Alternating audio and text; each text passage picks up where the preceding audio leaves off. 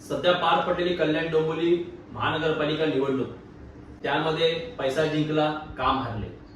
कारण मला माझ्या मतदारसंघावरती, माझ्या प्रभागातील सर्व मतदारांवरती मला खूप विश्वास आहे.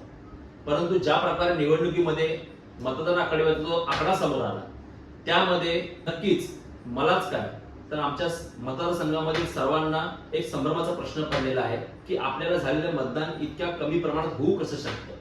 कारण ह्या महानगरपालिका निवडणुकीपूर्वी संपूर्ण महाराष्ट्रात ईव्हीएम मशीनवरती व मतदार यादीवरती प्रश्नचिन्ह उपस्थित केले जात होते व या निवडणुकीत ते समोर आले. आमची भीती जी होती ती खरी ठरली. होय, मी नक्की नाराज आहे. कारण याचं कारण आज गेले 20 वर्ष मी राष्ट्रवादी काँग्रेस पक्षामध्ये कार्यरत आहे आणि त्यामध्ये ह्या वेळेला मला निवडणुकीमध्ये संधी भेटली.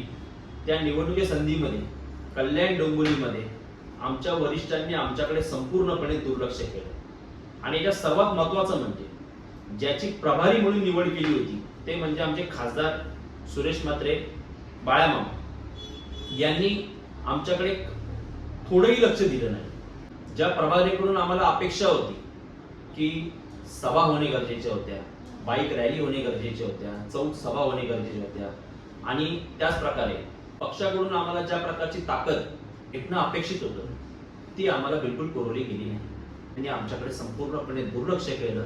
याची आम्ही सगळी नोंद आमच्या वरिष्ठांकडे म्हणजेच आमचे माननीय शरदचंद्रजी पवार साहेब यांच्याकडे आम्ही ही खंत नक्कीच मांडणार आहे.